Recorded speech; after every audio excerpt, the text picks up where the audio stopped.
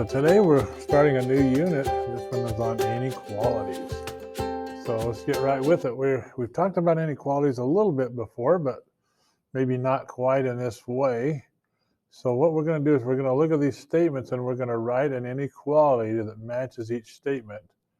So let's go. A number x is less than 2. So we just write down x. And then the arrow pointing to the left means less than 2. Okay, number 2. A number m plus 4 is greater than or equal to 7. So a number m plus 4 is greater than or equal to 7. Seems like we've done this before, but when we were doing them, we were probably doing equations and we just had all equal signs. But now we've got this idea of greater than or less than and that kind of thing. All right, 10 is no less than a number q multiplied by 6. So 10, if 10 is no less than, that means it's greater than or equal to the number q multiplied by 6. And this is a 6. Kind of looks like a funny looking number there. So sometimes you have to kind of look at the wording. No less than means greater than or equal to. So keep that in mind. Okay, this last one. 4 times a number p is more than 24. So 4 times a number p is more than 24. So that would look something like that. So there's how you write some inequalities from a written statement.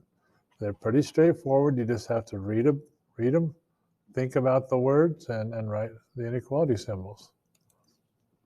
Okay, so today we're going to solve one-step inequalities and then maybe graph a few of them as well. So here's how it goes. If we have x minus 6 is greater than or equal to negative 10, we think of that inequality symbol as just like our Great Wall of China that we've been looking at before.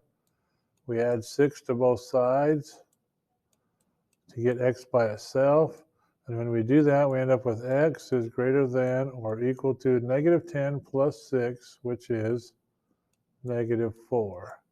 And then if we graph it... Madeline Durant, please come to the attendance office. Madeline Durant, please come to the attendance office. So if we graph it, we just get on our coordinate system, and let's say we call this negative 4. And we know that all the numbers greater than or equal to negative 4 are a solution to this inequality. Okay, how about this one?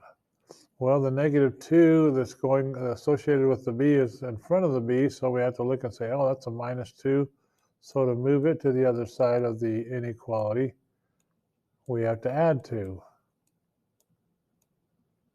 And that cancels that out, and that will leave us b is greater than negative 9 plus 2 is negative 7. So we just get to decide on our graph where negative 7 is. And we know that in this case, b is greater than negative 7. So we put a circle around negative 7 and then an arrow pointing to the right to indicate greater than negative 7. All right, this time the inequality has been put on the right side of the inequality symbol. Here's our Great Wall of China. So we're going to have to subtract 5 from both sides to solve this inequality. And 15 minus 5 is 10. And that means 10 is less than or equal to m. And then those 5s cancel each other out.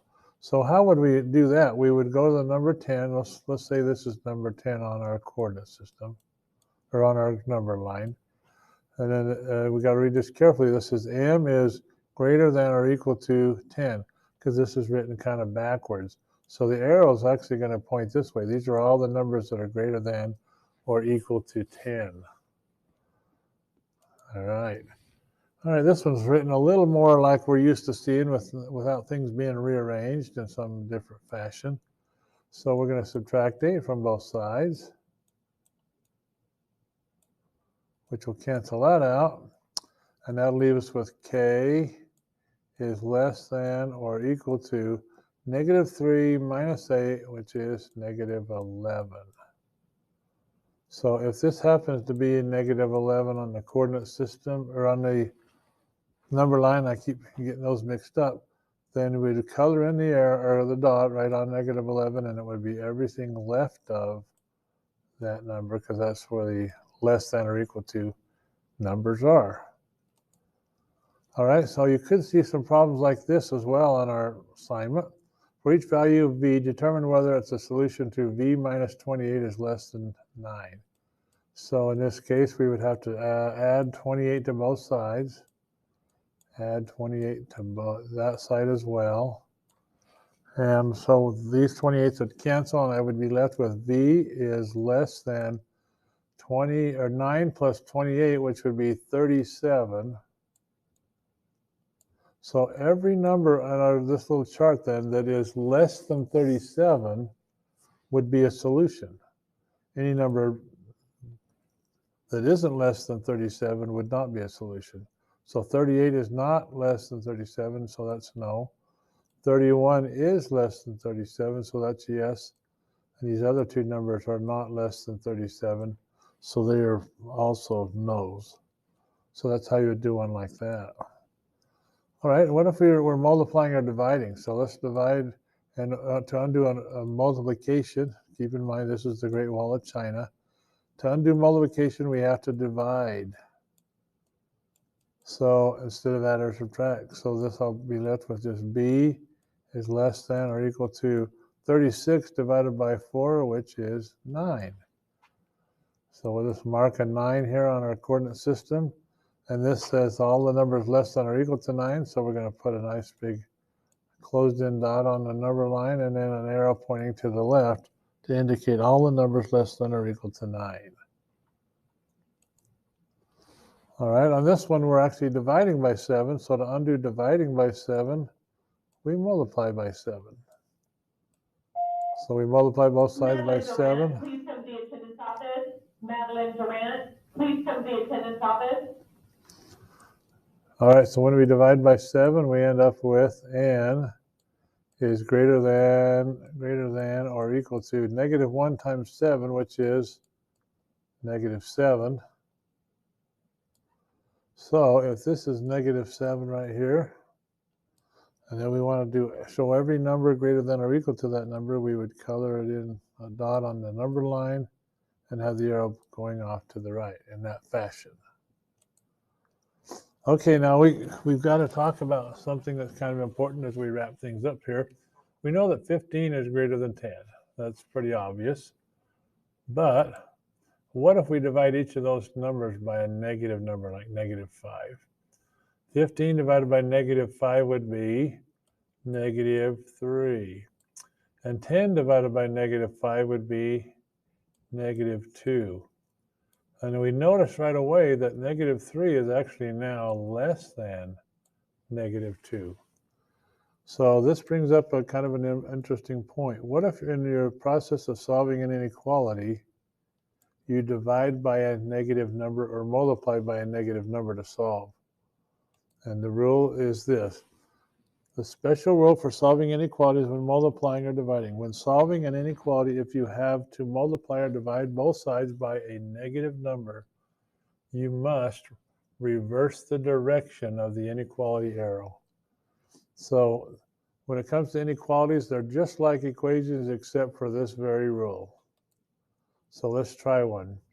So in this case, we're multiplying by negative 9, so we have to divide by a negative 9 to solve this inequality.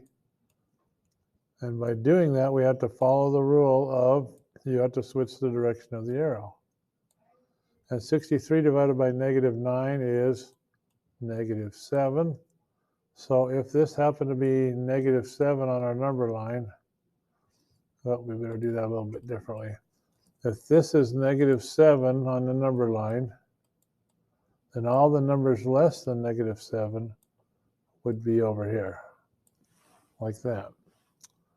So let's try one with where we have to multiply. So in this case, we have to multiply both sides by negative 4 to cancel out these negative 4s. Multiply by negative 4, And when we multiply or divide by a negative, like we learned just a few moments ago, we have to reverse the inequality symbol. So we change this direction. A negative 7 times negative 4 is positive 28. So then, if this happened to be 28, our solution would be an open circle at 28 and all the numbers pointing to the right, like that. Okay, let's see how many more we've got. Okay, we've got 2 more.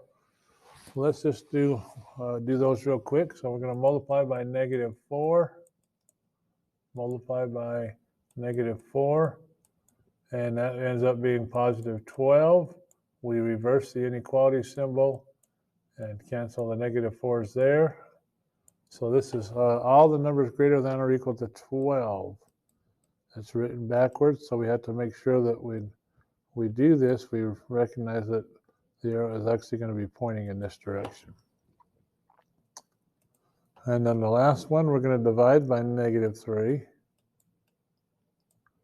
Divide by negative 3. And negative 24 divided by negative 3 is positive 8. And we had to reverse the inequality symbol. And negative 3 divided by negative 3 is just a positive x. So this is telling us that x is greater than or equal to 8. So if this happened to be 8 on the number line, we would have a closed circle, and all the numbers to the right of that would be a solution to that inequality. All right, so that's our assignment today. One-step inequalities, number 76. Good luck, and thank you very much.